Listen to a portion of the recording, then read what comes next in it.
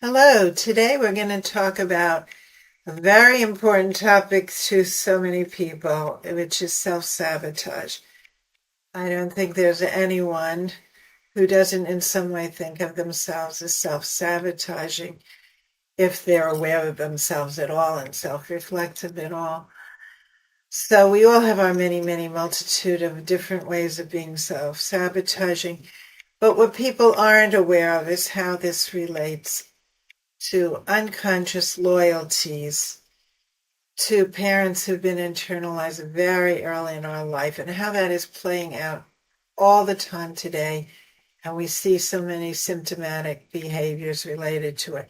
For example, someone may think they're self-sabotaging because they overeat, even though they know they shouldn't. It's not good for them, but they can't stop it. What feelings might they be avoiding by numbing out their feelings with eating so they wouldn't have conscious thoughts that um, might threaten that they'd be different than their parents, or they disappoint their parents by putting them down in their mind, or thinking different ways. All that can be stuffed down with overeating. Or somebody who smokes when they know these days that they could be on a slow path to suicide through smoking. Yet, in addition to the physical addiction, there's some mental addiction that they won't go out and get the physical help they need to stop the smoking because they're also trying to numb out feelings that might come up or thoughts they might have related to feelings that they're avoiding. And so they continue a habit that's self-sabotaging.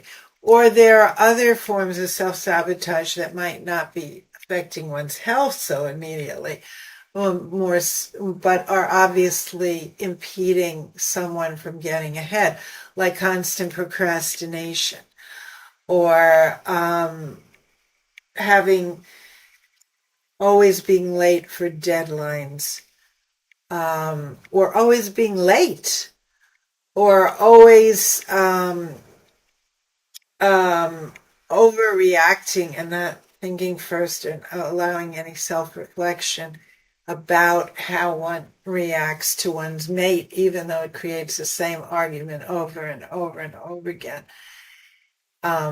In someone who could be self-reflective if it was someone else, but when it comes to their spouse or their boyfriend and girlfriend, they allow that reactivity. They don't stop themselves to think and they keep doing it, and they don't understand why they keep doing it, but there's something in the relationship with their mate that recreates something with a parent, and they're still fighting that parent, or they're still fighting against feeling they have to comply the parent.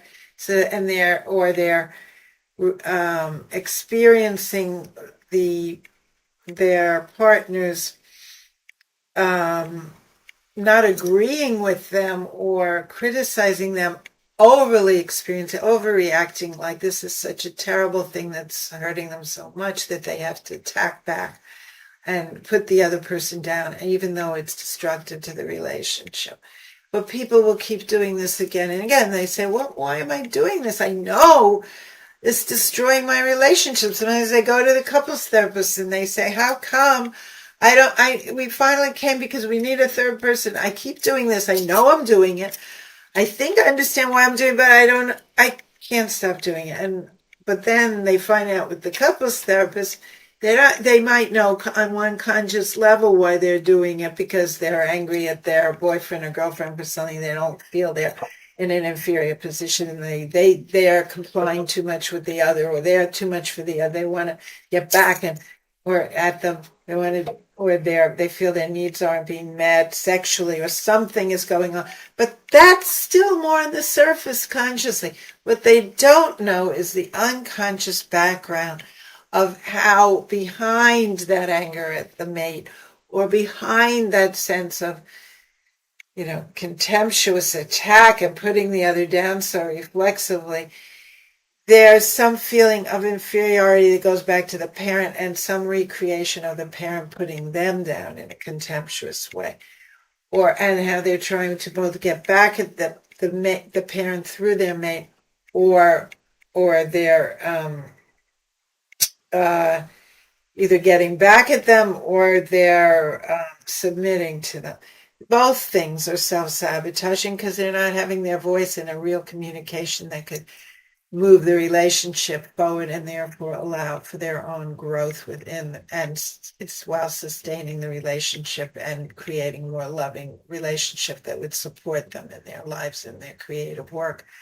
So people do things every day. They're self-sabotaging. I've done some of the most popular workshops I've done have been on the topic of self-sabotage because nobody thinks they're above it usually. And if they do, then they have a real problem. But most people know they have the self-sabotaging in some way.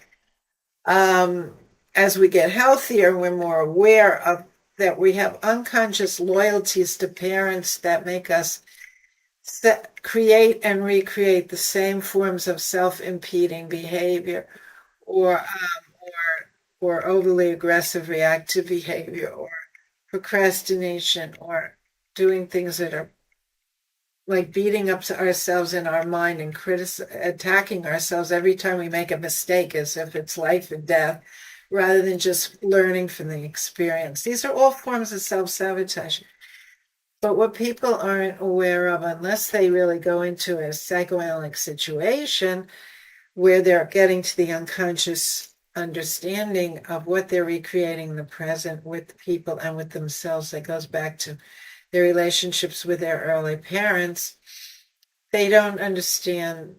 If they don't do that, they're really in the dark about how something that might be considered good, being loyal to one's parents, because our parents tried to do the best for us, really becomes pathological and self-destructive and self-sabotaging when our loyalty to our parents is at our own expense, and it's in some ways irrational. It's like as an adult still trying to comply with being the good little boy or girl for the parent, even though now they're a parent who they know in the present wouldn't want them to be like that anymore, but they've internalized a parent from their childhood who wanted them to be the good little boy or girl and not speak up too much about any difference of opinion, or so they still may do this, or they may react against it by having to say every opinion they have with such hostility that they're made as put off, or their colleagues are put off, or anyone they're dealing with.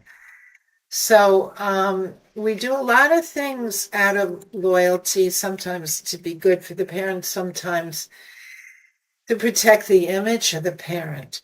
Sometimes we will rather see every bad fault in ourselves and pick ourselves apart than acknowledge to ourselves that our partner has problems. First of all, we might not want to acknowledge that because we could feel we can control what we do. We can't control. Now, it's better to see what's in ourselves. Of course, there are people who do the opposite and only see what's in the partner and not even look at themselves.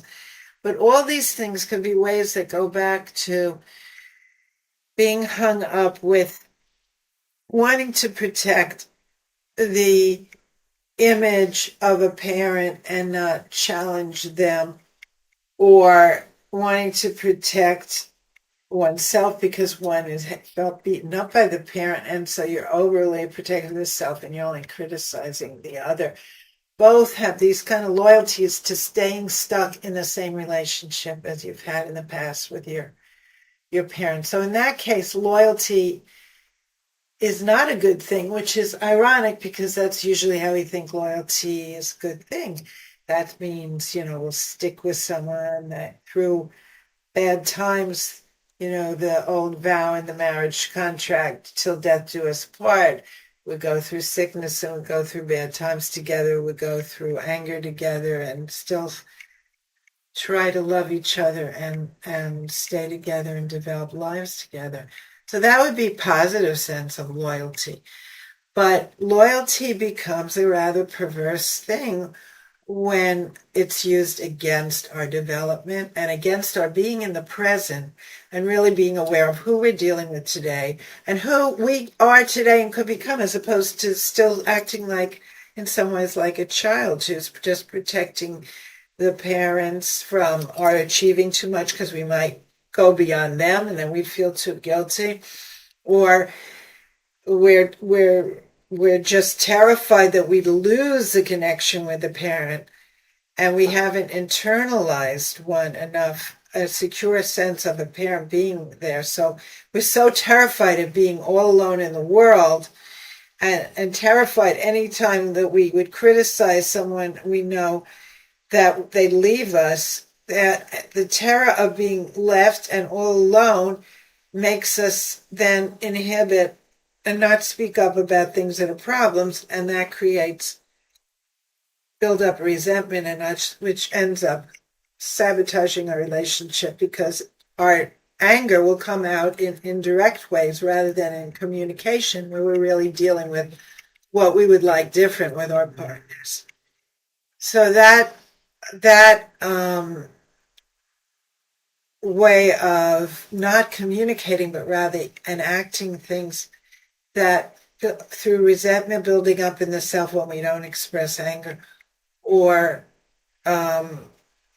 also creates a sense of the other not really being able to connect with us because they don't know where we're coming from if we're not telling them what we don't like as well as what we do like. And some people also just are always saying what they don't like and can't say what they do like. Also, that also goes back to parents. Maybe one had a parent who was all the time pointing out your faults because they thought that would make you know how to grow up better and take care of yourself better, be a better person. Maybe consciously they thought that. Or maybe they were just getting back at you for what their parents did to them.